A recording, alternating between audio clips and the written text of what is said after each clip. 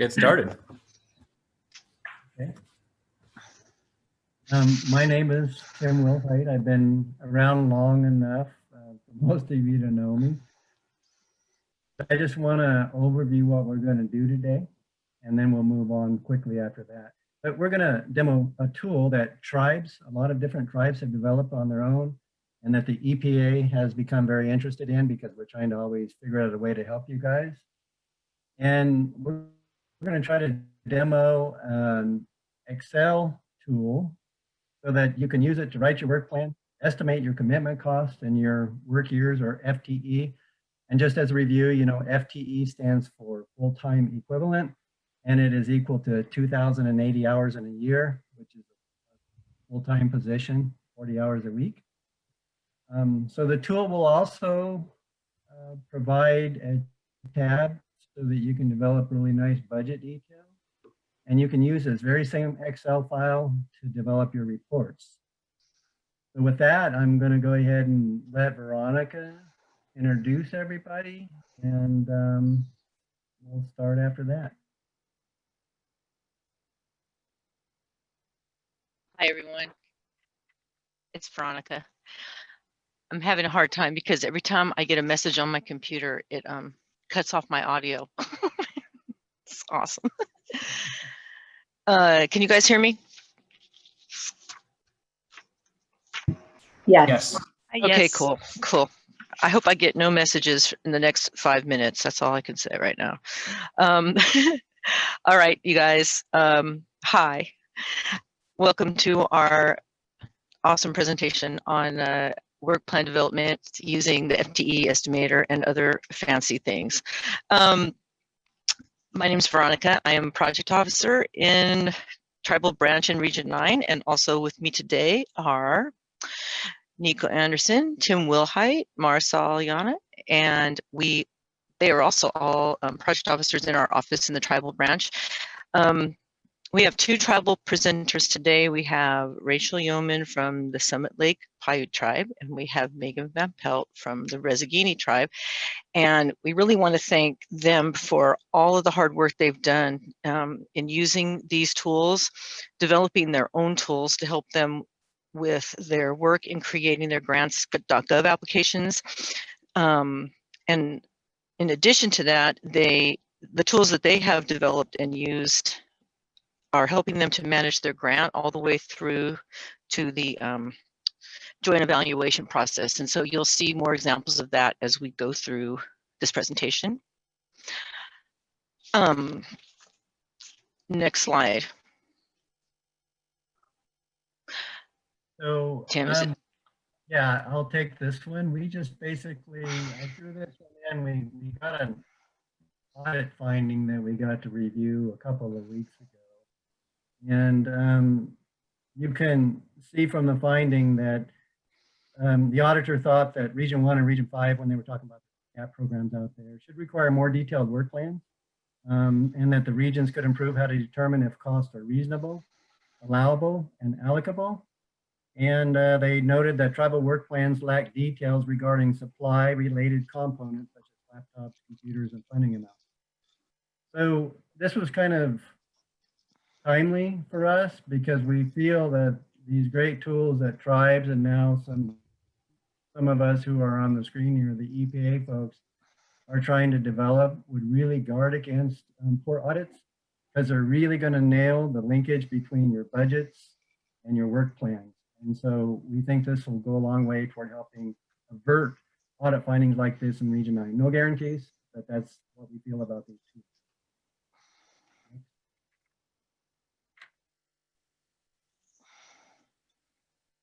Great. So I'll get started. Hi, everyone. Nico here. Before I begin, I just want to say, I know it's been mentioned a couple times, you know, yesterday at our talk and today through different sessions.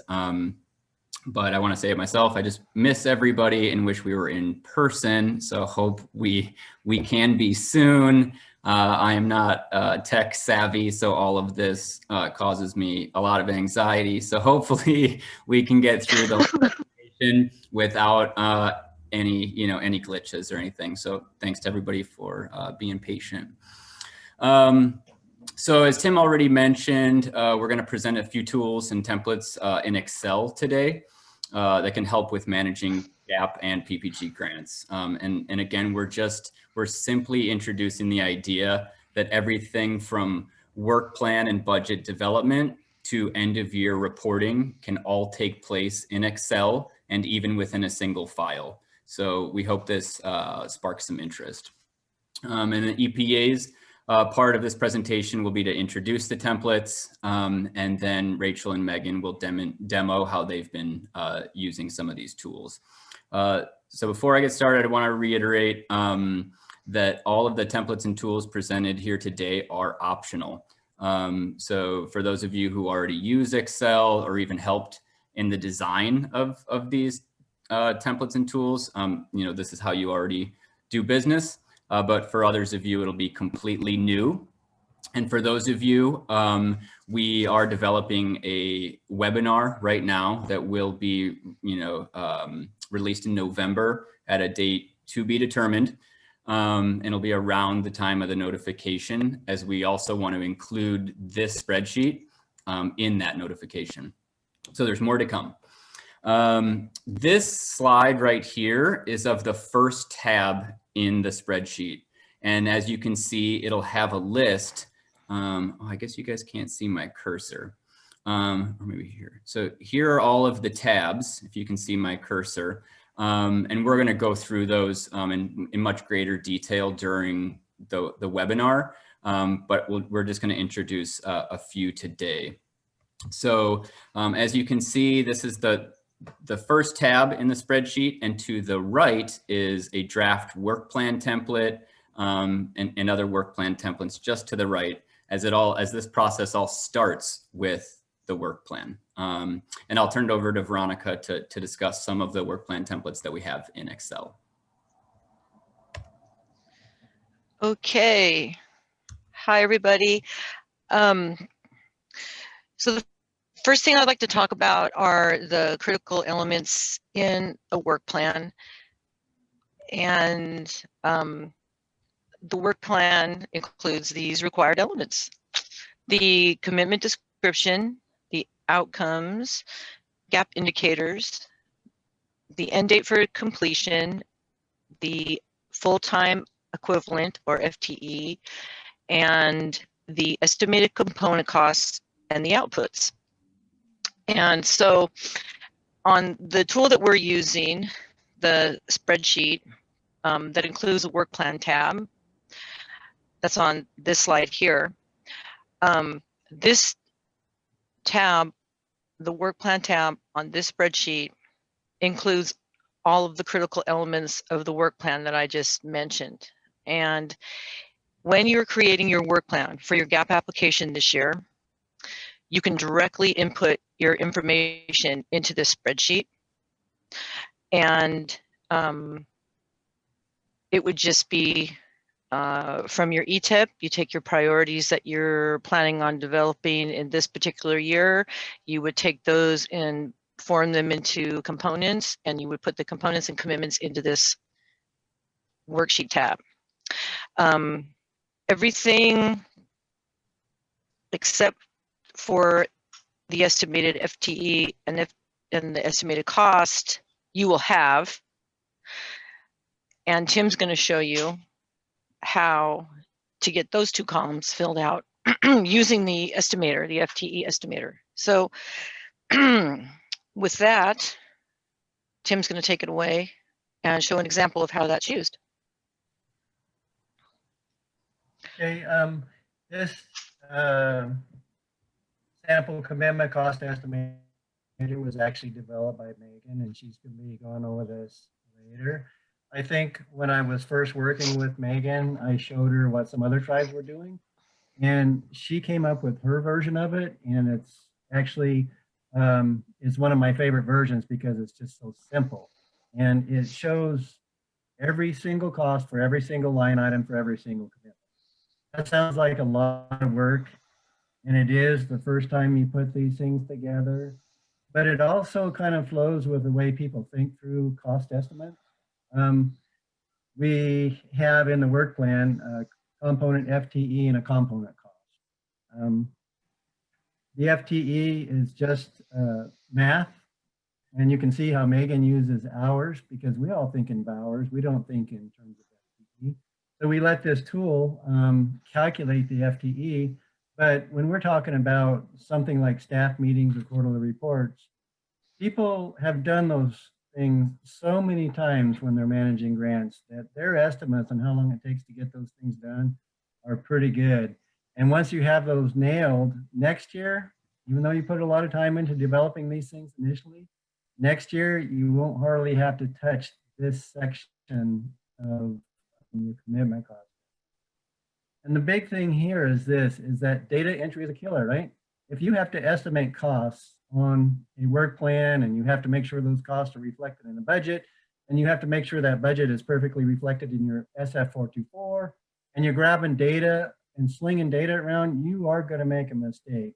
So one of the things that are built into the design of a tool like this is that if you use this commitment cost estimator to actually document what you think it's going to cost you to get something done, those numbers that you see there under component cost and component FTE, I don't know, Nico, can you slide to the right just a little bit? No, it's far enough.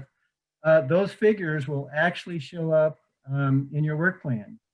So we feel that when you're writing a work plan, don't break your concentration trying to figure out how much things are going to cost or how much time it's going to get done. We think it's better to do it in a tool like this because it will live forever and you can adjust it very easily. And if you adjust this tool, like one number changes, how often have you guys actually partway through the application or proposal process, your indirect cost changes, your fringe rate changes, a wage rate changes. And in a tool like this, you can make a couple of simple changes and everything on this tool recalculates, and everything that this tool is linked to right here, this tab is linked to, such as your budget detail and your work plan, they all recalculate. So you don't have to get your calculators out or anything like that. It just goes through a lot quicker. And the nice thing you can do with a tool like this is you can always keep in mind that you're not going to be there at your desk 2,080 hours in a year, are you? We all have, I don't know, 2 to 5 weeks of annual leave, depending on your tenure with the tribe or with the EPA. We've got at least 2 weeks of holiday that we take. We've got, you know, hopefully healthy people, maybe 2 to 5 days a year of sick leave. And so you can keep that in mind when you're putting these figures in these sheets here and make sure that you don't think that you're going to work 2,080 hours. You're going to work something a little bit.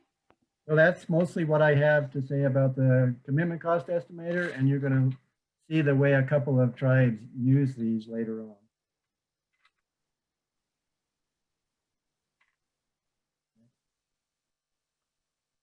Tim, would you be able to tell people where they can get these templates? Yeah, we're gonna, the template, a link to the template is gonna be provided in our notification. And then keep in mind that if you have some, let's call them tribal partners around you that you like working with and they're doing this kind of stuff, you know, you might ask them how they do it too, but we're gonna have a link to this template in the notification. And we'll talk about it again later, but we're also going to provide training. We don't want to just give you the template and leave you hanging. Those of you who are really good at Excel could teach us a thing or two and then some. But the tribes that are a little bit uncomfortable with these, we definitely are going to provide some support for them. He just said that it would. We're going to link to it in the notification. So mid-November, when we publish the notification, we'll have a link to these. The same place where we have the links to the templates for quarterly reports. Yes.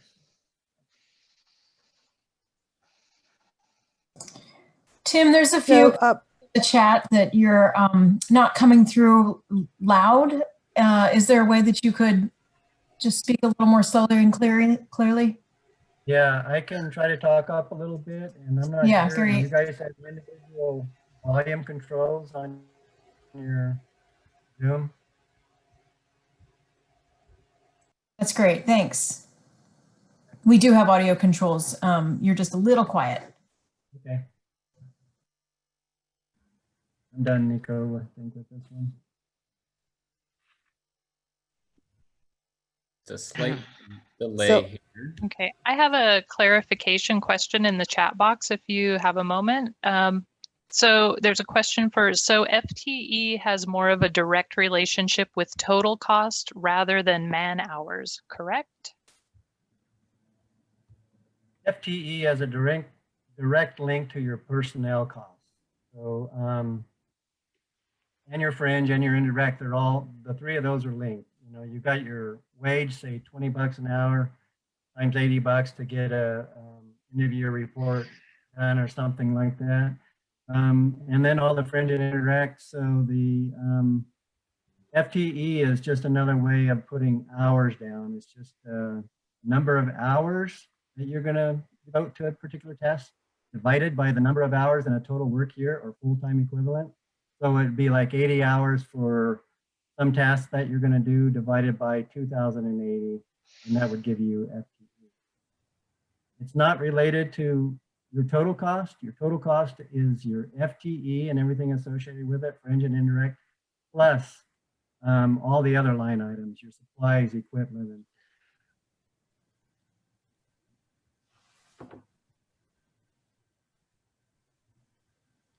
Thank you, Tim. And Veronica, now we're on the budget detail slide, if you can see that. I can. Great. Thank you. Thank you. So this is an example of a sample budget detail. We have several of these available. They will all be linked to the notification, so you have more than one way of filling out your budget. This one in particular is done in Excel, and it is actually on a tab in our spreadsheet that we're demonstrating today. The numbers that Tim was showing the calculations for in the last slide, when you calculate those and you get your final numbers, you could directly have them download onto this page, fill this cell, populate the cell, and then subtotal all of your categories, and then give you a total for your budget. That way you know that you have enough man hours in your budget to give you a certain budget. So for instance, if you do your work plan and you calculate your FTE hours based on the activities in that work plan and it only comes up to $40,000, then you know that you need to add more man hours or more activities, vice versa if it comes out $200,000. So you know you can get an idea of how long it takes to do something, and to know that if you need to put more or less into your work plan to have a reasonable budget for your gap year that's coming up. The other thing that's good about this, if you have a wage change, for instance, sometime in the next 6 months or something, and you need to do a revised budget, send it to your project officer, you could change the wage. It will change your total personnel costs. It'll readjust your fringe. It'll readjust your IDC, your indirect cost down at the bottom there, and it'll give you a new total for your budget. So there won't be a long, cumbersome budget revision that could take, you know, a long time, and then you have to add everything up again by hand. It could give you a wrong number. You know, those kind of things can happen. We've seen that in a lot of situations, and so this is one way to make that easier for everybody. That's pretty much all I have to say about this budget. If anybody has any questions. And just before we flip to the next screen, I just want you guys to be thinking about whether you think there's enough detail on this budget to satisfy your project officer and or your grant specialist. And that'll set me up for the next slide, which I'm ready for. What's missing from this budget? One of these things is not like the other. Yeah, you know, once in a while, like, you know, when Megan produced her first ever commitment cost estimator, I really liked it. And a different tribe actually produced this, which is basically a mimic of their travel authorization form. And I thought that this was one of the niftiest ways I've seen of documenting travel costs, because this is the form everybody in that tribe has to use to get a travel authorization. And so we don't require this amount of detail, but the council does in this case. And so they basically created this form that speaks to the budget. And so if I see a form like this as a project officer, and I see a really skimpy thing on the budget detail, all I do is I print this out and send it along to the grant specialist to provide the details. And so I just want everybody to know that some tribes are doing really neat things with these, and this is one of the things that was really good. Okay.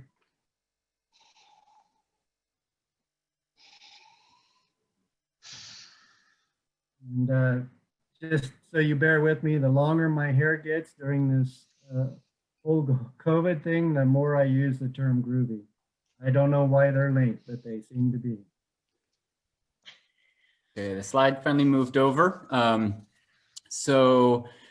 In addition to the work plan, budget, and FTE calculator all being in Excel, Marisol and I are going to demonstrate how progress reporting and the end of year joint evaluation can be conducted in Excel as well. And again, even in the same file. So you'll see real life examples soon when Rachel and Megan present, but I just want to introduce sort of the structure and some of the functions on Excel in these tabs. So as you can see at the bottom, it says progress and end of year template. You'll see that when you get the file, and you can rename that whatever you want, but this will be just an empty template for you to fill out. The first feature that I want to highlight of this is that if you choose to fill out your work plan in this file, it will speak with all of the other tabs. So once you fill out your work plan, your commitment descriptions and your approved deliverables, they will auto-populate here on this tab, just saving you time. And if that's redundant and this gets in the way, you can always just minimize or delete those two columns. And then you will have the quarterly progress reporting template to the right, as you can see over here, if you guys can see my cursor. So this is what will auto-populate from the work plan tab, and then this will be your quarterly reporting template. See, great. So here's just a quick example of what that quarterly reporting template would look like. You're going to provide your summaries here, as you normally do, the documentation provided, and we just request that you identify where the deliverables were sent, either via email or OneDrive, as we no longer have a central repository like Gap Online. The status update and estimated total % complete. This is where the grantee reports, does sort of a self-assessment. Questions and comments. And I'm just going to pause here for a second. This is a really important column, so that as grantees you can make commitment specific questions or comments for the EPA project officer. So to the right is the EPA response. And again, you guys can go through and you can change the names of these columns and make it fit to your preference. But this here creates a space for us to acknowledge any questions or comments you may have directly. And this has been an issue that's been brought up at our talk a couple of times. There's questions on the work plan, or a grantee doesn't know exactly where they stand. And this is where those questions can be asked and the EPA can respond just to the right of those commitments. So again, you would fill out the first several rows, all of those that are in blue, send it in an email to your project officer. They would respond in the EPA response column and send back. And it's as simple as that. So the next, if on this particular tab and format, you can see down at the bottom here, wherever my cursor is, you can scroll this over all the way to the right, and all quarterly reports will be visible. So you'll have your first through your fourth quarterly progress report, and then your end of year. So flip there. This is just a few additional columns that are in the end of year that are not in the progress report.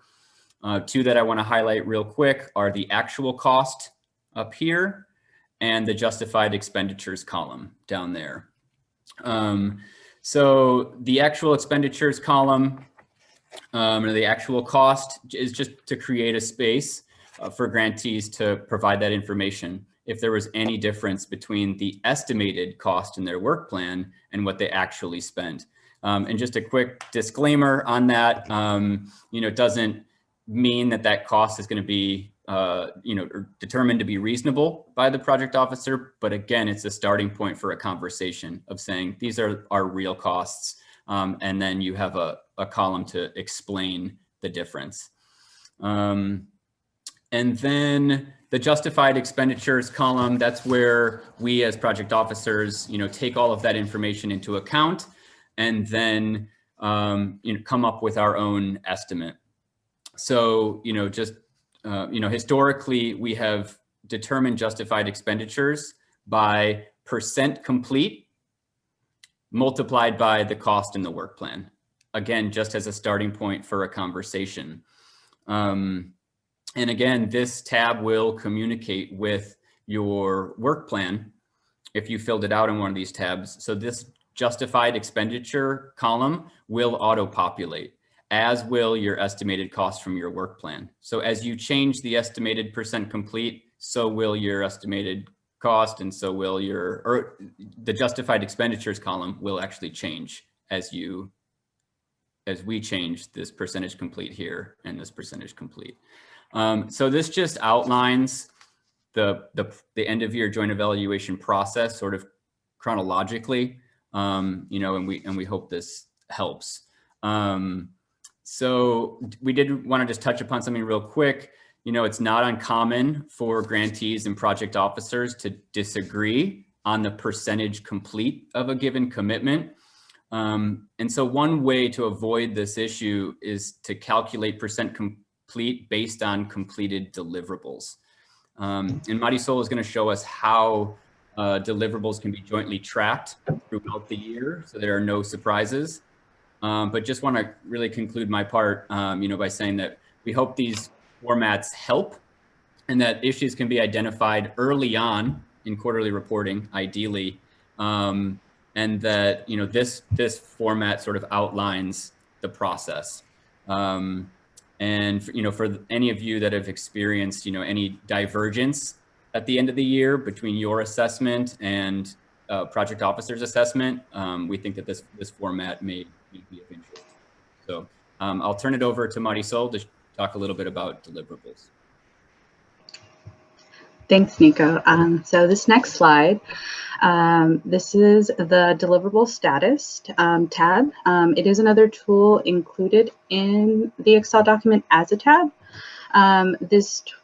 If we could go back to the previous slide. Thank you. So yeah, this tool was developed with a focus on deliverables, for we as project officers do tend to put a lot of weight on deliverables.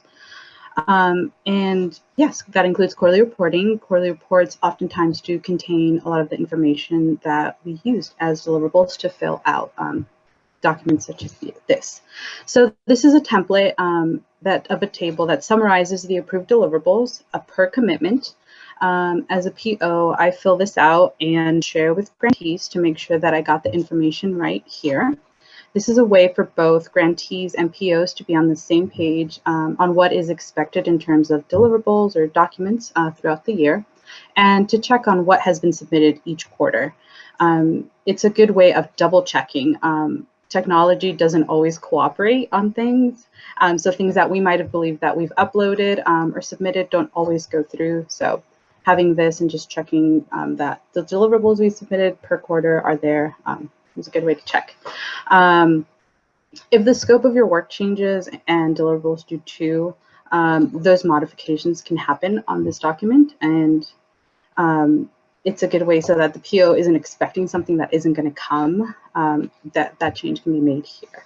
On the next slide, the deliverable status table. So this the deliverable status table talks to the end of year table. So as deliverables come in each quarter, they are averaged out per commitment. That average is calculated as a percentage of completeness.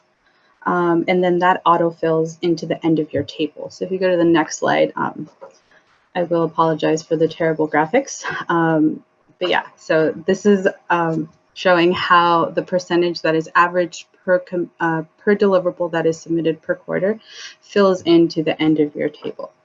This is a preliminary percent of completeness that can be used in joint evaluation conversations. So having this set up at the beginning of the grant year saves time and can be used in quarterly calls when reviewing quarterly reports to discuss how accurate the numbers are.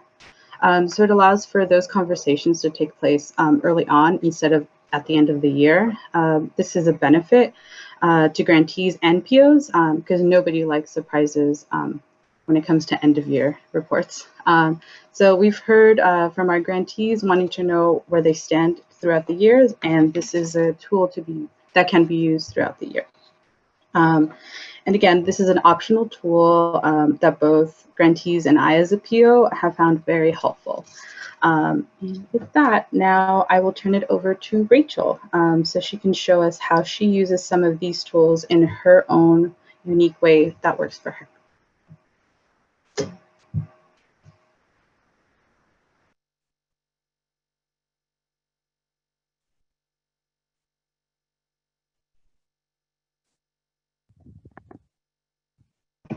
Hello? Okay, am I unmuted now? There you go. Yeah, Okay. I was just going to Okay. say, check your mute button. Yep, I hit the video and not the mute. Sorry about that. So I tend to think in sort of compartmentalized ways when I'm coming up with my work plan, especially since that's how the GAP application is organized with the different commitments underneath each component.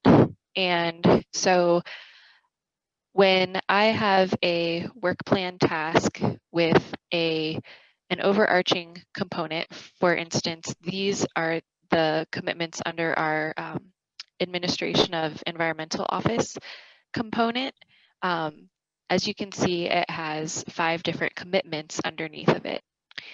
And in order to come up with the total cost of the component, which goes on your work plan, I have a breakout Excel sheet that I use to think through each commitment. And so that allows me to think a little bit about what is needed to complete the activities for that commitment and who's going to be completing them. So for instance, one of the things that we have as a commitment is catalog and respond to environmental notices. And this is under this component because as you all know, there are lots of things happening in the world where we get notices about notices for opportunities to comment on what the tribe thinks from an environmental standpoint of certain projects in the area.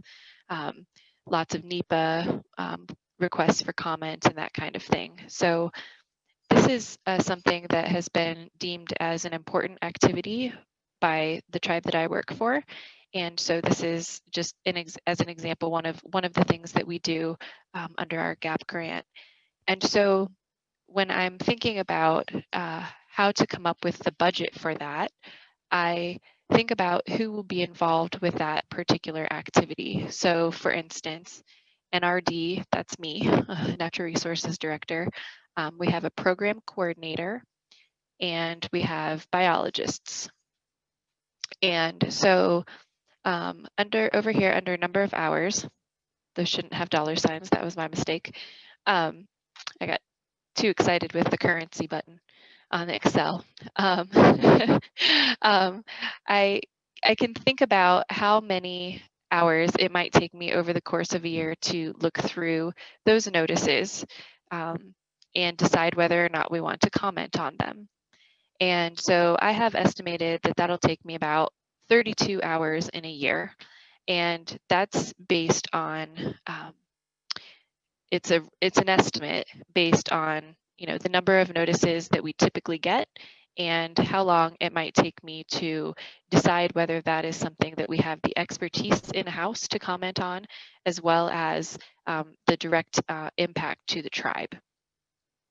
So once I decide whether or not we'll comment on an issue or one of these notices, I pass that information on to our program coordinator, and she has an Excel file where she catalogs each of the notices that we get and what our planned action is. And so I have that will take her about 120 hours per year. Why so much more? Because for some of those actions that we receive notices for, we do want to respond with a comment. And so both her and one of my biologists, I have them with more hours per year to accomplish that task because they actually write the letters. They might have to do some research. They might have to spend a varying amount of time depending on the issue to actually come up with a response from the tribal perspective on a particular activity that's being proposed. And once they come up with that, then it circles back to me. I give it a final read over before it's sent to the tribal chairwoman for her signature. So as you can see, all of that process takes a minute, but it helps me to break down the task and think about what's going to be needed to complete it. And when I do that, I can put those numbers into the Excel spreadsheet and put everyone's hourly rate, and then a calculation for the fringe rate, which is a percentage of the total hourly cost. And those things get added up for a total cost for the commitment. Now, the great thing about it is that if I realize that, you know what, we're going to get a whole lot of notices this year because I think there's going to be some activity that's going to take a lot more of my time, I can change the amount of hours that I have for me set aside in this commitment. And then it changes all of these numbers in the Excel spreadsheet and changes my total commitment cost. So Excel is a shortcut for me to help think about what is needed to complete the task, and is an easy way to make a modification to the total commitment cost if I find that I made a mistake, or if I underestimated or even overestimated how long it will take to actually do that.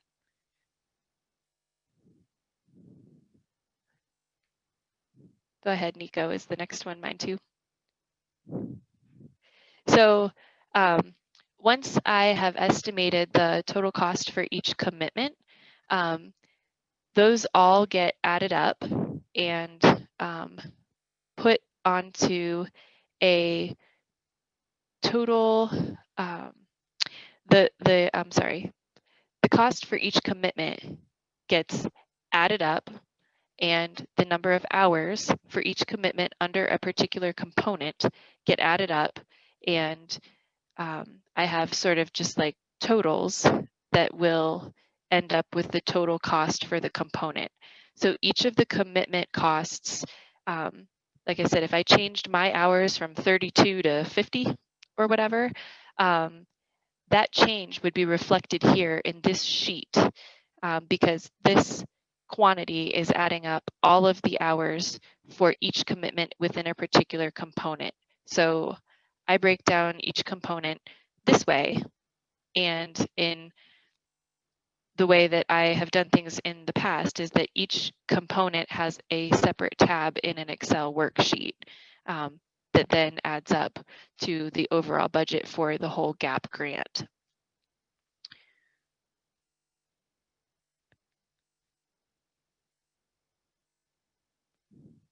So at this point, I'm going to turn it over to Megan, who's another tribal environmental manager who does things her way. And this is just another option for you guys to work on your budgets.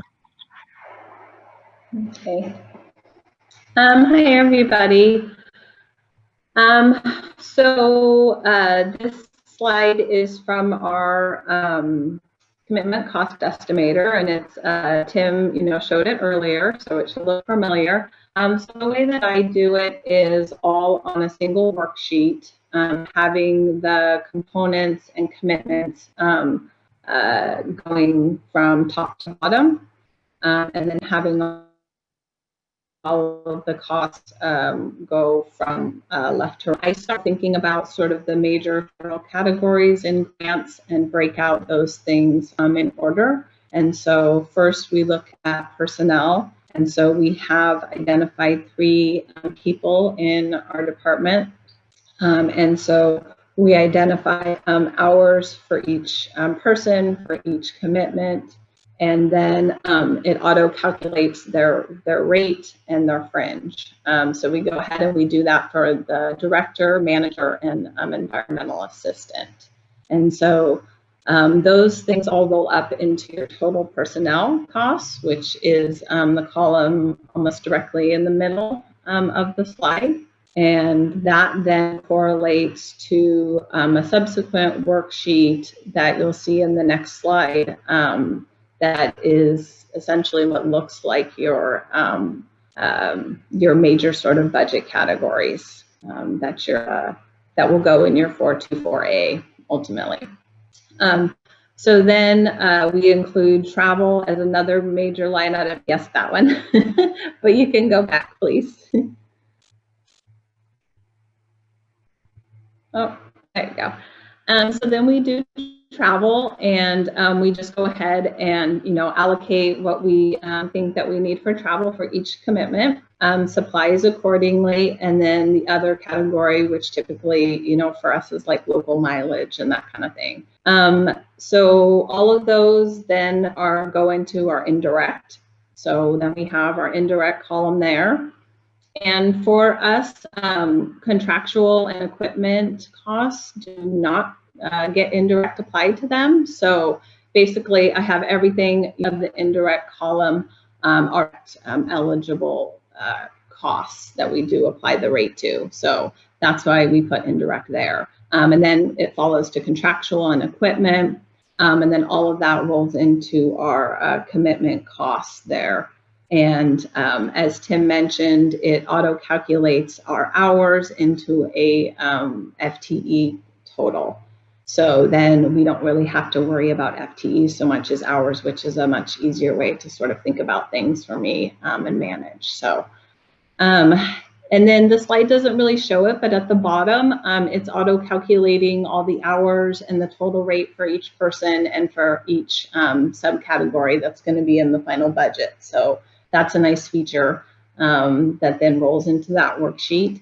And then we also have a line where we include holiday and PTO hours. So we don't try to sort of allocate them across the commitments. We rather just put them at the bottom so that they get rolled into the total FTE at the end. So that's the way that we deal with it. So for tribes who apply their indirect in a different way, I know some tribes only apply indirect to salary, for instance, they would need to adjust this worksheet accordingly to work for them. Also, another consideration, and I saw a couple people comment about it, is that a lot of tribes, and for Rezagini, that's the case as well, is we're on a different fiscal year. We're on a calendar fiscal year, and our indirect rate's on a federal fiscal year. So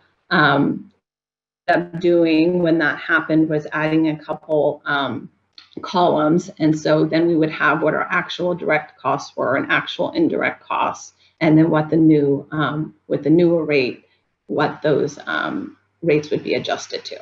So okay, next slide, please. So the next slide basically is just the summary budget. So this has kind of already been touched on. I don't think there's too many more things to say here, except all of these things do, jive to the previous work plan, which then also jives with with the cost estimator, which jives with our work plan also. So all of them go together. So go ahead to the next one. So this is an example of our work plan, how we've done it. So it looks very similar to others that have been presented to you. The way that we do it is we have a single worksheet for each quarter, and then that rolls into a master sort of final report. So as you are entering progress into the appropriate column, that will auto-populate the final report. So this is really nice because you know, you sort of are doing this on a quarterly basis, but then you don't have to redo your report at the end of the year. It's also a really nice reporting tool, I think, for council. Similarly, for costs and FTE and percent completed, once those are entered in the quarterly report here, they'll auto total and keep aggregating throughout the year in the final report. Go ahead to the next one. So here's an example of what that final report looks like. And you'll see there, you know, quarter one, that will auto-populate from the other worksheet, quarter two, and so on. And there should be totals in the cost, FTE, and percent completed. We just hadn't typed those in prior to this being shared. So I think that's it for me. Just a couple other considerations that I would just echo what other folks have said about, like, this is a lot of work up front, but at the end, it's going to save you a lot of work. And, you know, typically a lot of the things that we do, like the administration component, for example, doesn't change a lot every year. So, you know, once you kind of have done it once, you're good to go. The other thing I would just encourage is talk to your grant manager about including Excel training as a commitment, because you're definitely going to need to know how to use Excel if you are going to want to adapt and use a work plan such as this, or the ones being offered by EPA. So thank you.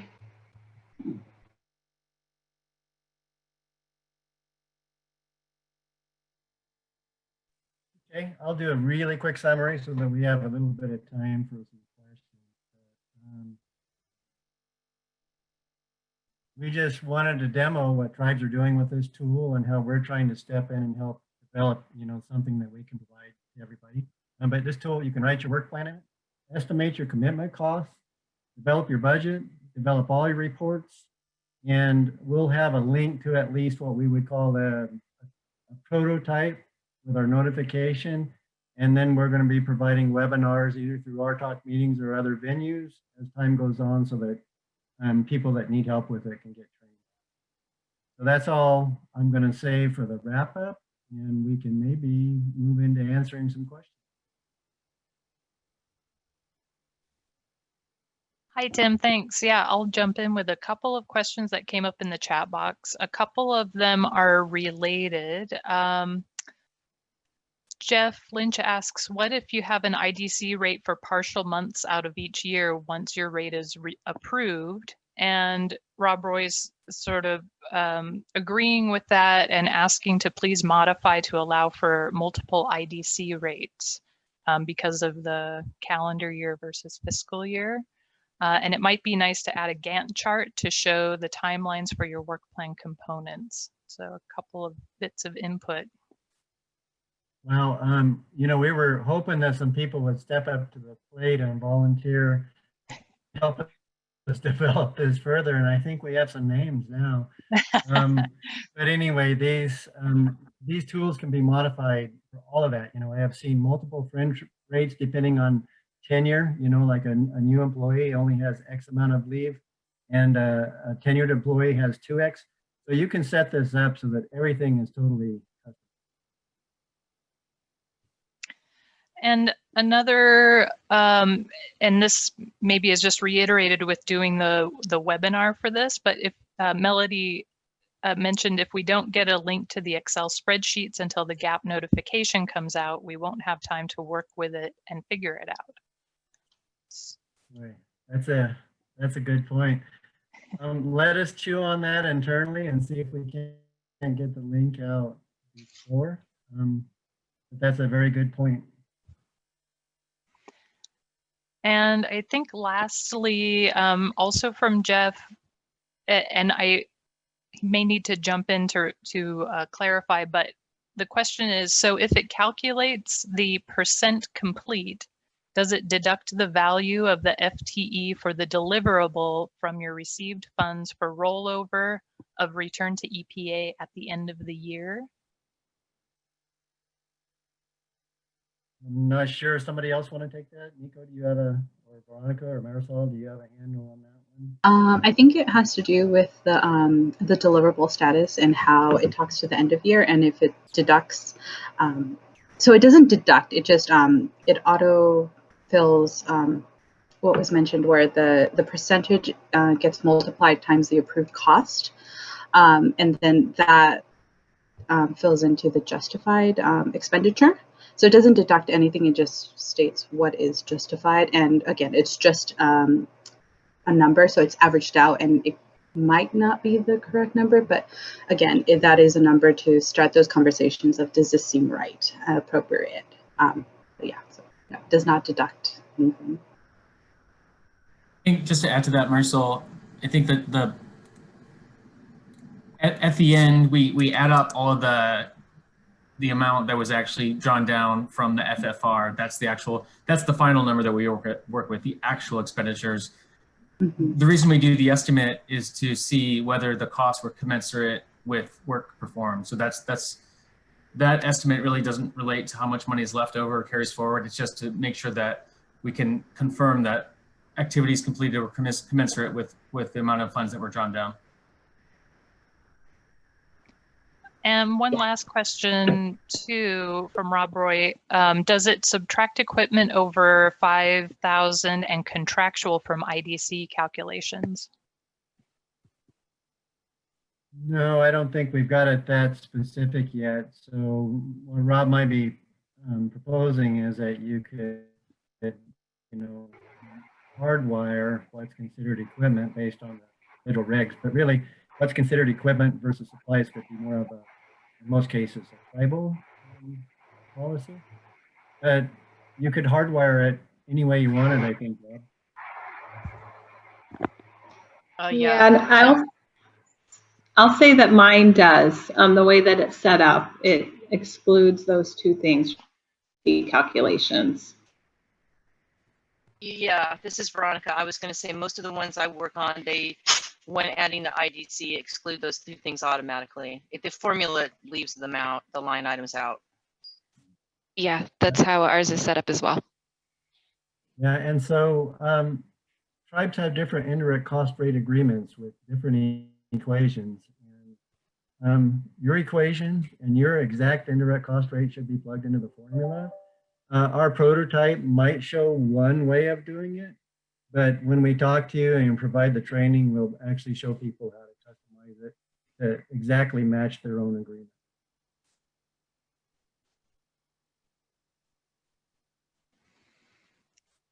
That was it for questions. So one thing you guys can be thinking of, especially those of you who have a lot of experience and are using tools like this, why don't you email me if you're interested in working with us on a prototype. We might have to get something out that's just an initial version, but we don't want to develop this in a vacuum. And as a matter of fact, we developed this because we pulled some of the great things tribes were doing. We tried to pull that together to develop this tool. So we would definitely take volunteers if people want to help pilot this and actually develop something. So just email me if you're interested in being on a group like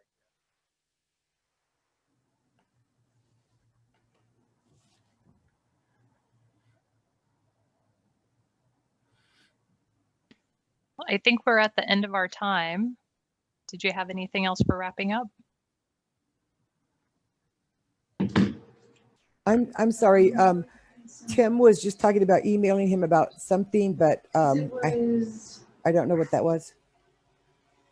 Yeah, if you're interested in helping us develop the prototype and polish this off, just email me and let me know, and we'll try to include you on maybe some development sessions. Okay, thank you.